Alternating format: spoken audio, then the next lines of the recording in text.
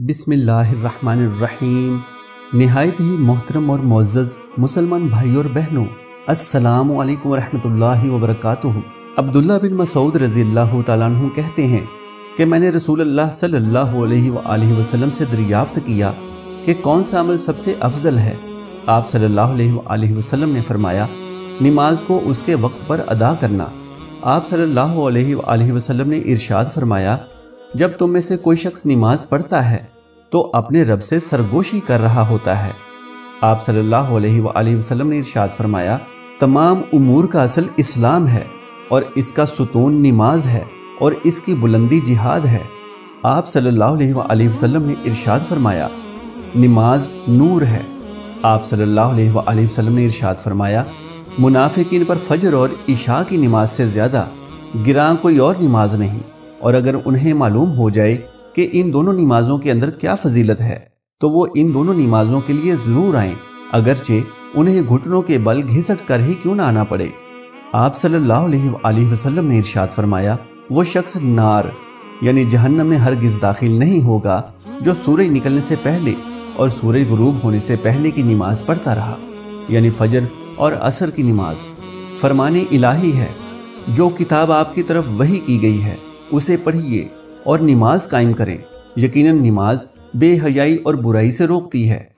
فرمان باری تعالیٰ ہے، تم لوگ صبر اور نماز کے ذریعے مدد حاصل کرو۔ آپ صلی اللہ علیہ وآلہ وسلم نے ارشاد فرمایا، نماز باجماعت تنہا پڑھی جانے والی نماز سے 27 درجے افضل ہے۔ آپ صلی اللہ علیہ وآلہ وسلم نے ارشاد فرمایا، جب تم میں سے کوئی شخص اپنی نماز گاہ میں ہوتا ہے جہاں اس نے نماز پڑھی ہے، فرشتے اس کے لیے دعائیں کرتے رہتے ہیں جب تک کہ وہ حدث نہ کرے، یعنی اس کا وضو ٹوٹ نہ جائے۔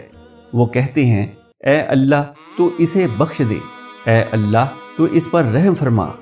آپ صلی اللہ علیہ وآلہ وسلم نے ارشاد فرمایا، جس نے نماز کے لیے وضو کیا اور کامل وضو کیا،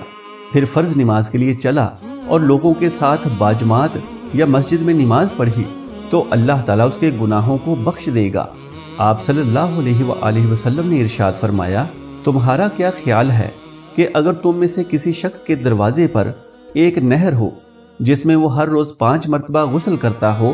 کیا اس کے جسم میں کچھ میل کچیل باقی رہے گا؟ صحابہ نے جواب دیا، اس کا کچھ بھی میل کچیل باقی نہیں رہے گا۔ آپ صلی اللہ علیہ وآلہ وسلم نے فرمایا، بالکل یہی مثال 5 وقتہ نمازوں کی ہے کہ ان کے ذریعے اللہ تعالیٰ گناہوں کو مٹا دیتا ہے۔ آپ صلی اللہ علیہ وآلہ وسلم نے ارشاد فرمایا، جو شخص صبح کے وقت یا شام کے وقت مسجد جاتا ہے تو اللہ تعالیٰ اس کے لیے جنت میں ضیافت تیار کرتا ہے جب بھی وہ صبح یا شام کے وقت جاتا ہے۔ آپ صلی اللہ علیہ وآلہ وسلم نے ارشاد فرمایا، جس نے اپنے گھر میں طہارت حاصل کی پھر اللہ کے گھروں میں سے کسی گھر کا رخ کیا تاکہ اللہ کے فرائض میں سے کسی فرض نماز کی ادائیگی کرے، تو اس کا ایک قدم ایک گناہ کو مٹاتا ہے اور دوسرا قدم ایک درجے کو بلند کرتا ہے۔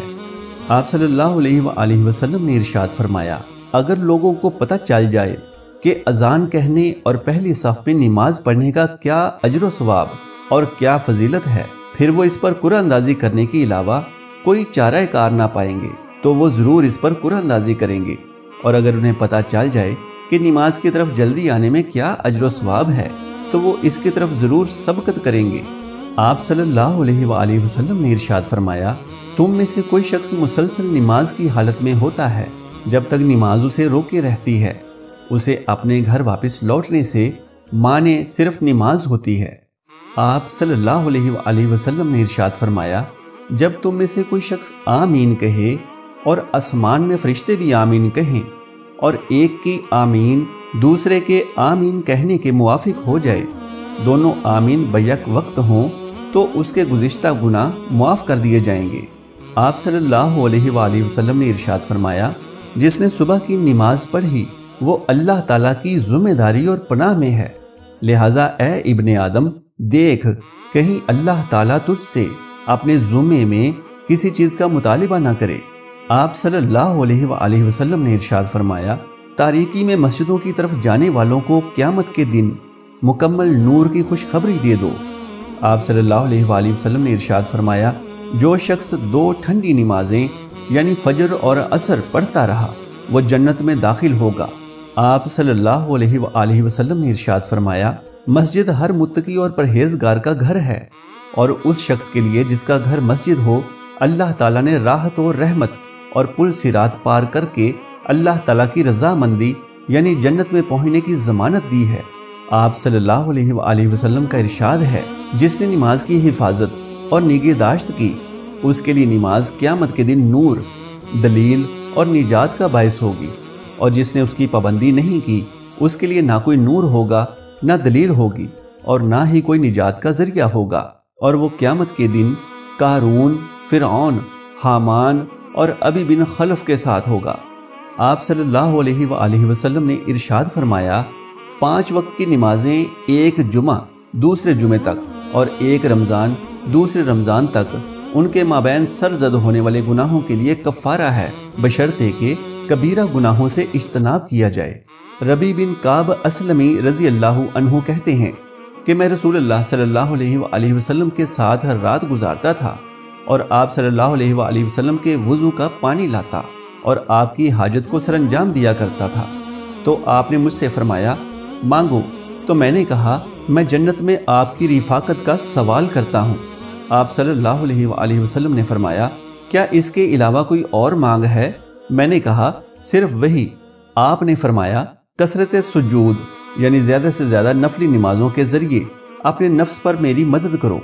آپ صلی اللہ علیہ وآلہ وسلم نے ارشاد فرمایا، جو مسلمان آدمی وضو کرتا ہے اور خوب اچھی طرح وضو کرتا ہے، پھر کوئی نماز ادا کرتا ہے، تو اللہ تعالیٰ اس کی نماز اور اس کے بعد والی نماز کے مابین سرزد ہونے والے گناہوں کو بخش دیتا ہے۔ آپ صلی اللہ علیہ وآلہ وسلم نے ارشاد فرمایا، جو بھی مسلمان آدمی کسی فرض نماز کے وقت کو پاتا ہے، پھر اس کے لیے خوب اچھی طرح وضو کرتا ہے، اس کے اندر خشوع و خضوع کا اہتمام کرتا ہے اور اس کے رکوع کو مکمل کرتا ہے، تو یہ نماز اس کے گزشتہ گناہوں کے لیے کفارہ بن جاتی ہے، جب تک کہ وہ کسی کبیرہ گناہ کا ارتکاب نہ کرے، اور یہ زندگی بھر ہوتا رہتا ہے۔ آپ صلی اللہ علیہ وآلہ وسلم نے ارشاد فرمایا، کیا میں تمہیں اس چیز کے بارے میں نہ بتاؤں جس کے ذریعے اللہ گناہوں کو معاف کر دیتا ہے اور درجات کو بلند کر دیتا ہے؟ صحابہ نے کہا، اے اللہ کے رسول، کیوں نہیں؟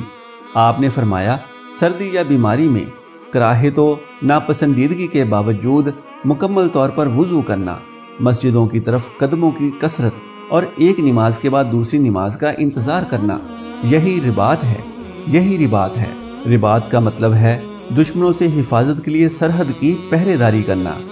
رسول اللہ صلی اللہ علیہ وآلہ وسلم نے ارشاد فرمایا،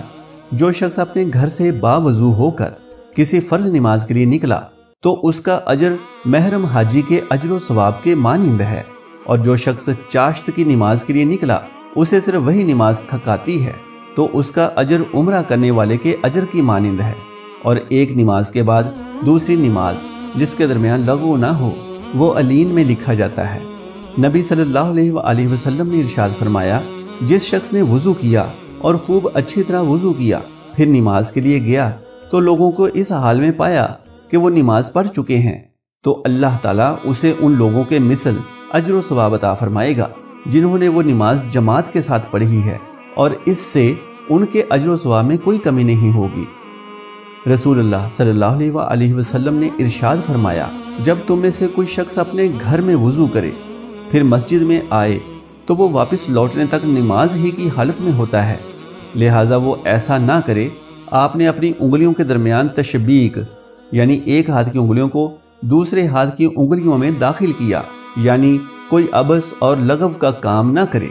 دوستو، نہایت ہی معلوماتی ویڈیو ہے، برائے کرم ویڈیو کو لائک کر دیجئے، اور اگر ابھی تک آپ نے اس اسلامی اور اصلاحی چینل کو سبسکرائب نہیں کیا تو براہ کرم سبسکرائب والا بٹن دبا دیں، اور اس کے ساتھ گھنٹی والے بٹن کو بھی دبا لیں۔ جزاک اللہ خیرن کثیرا۔ اللہ ہم سب کا حامی و ناصر ہو۔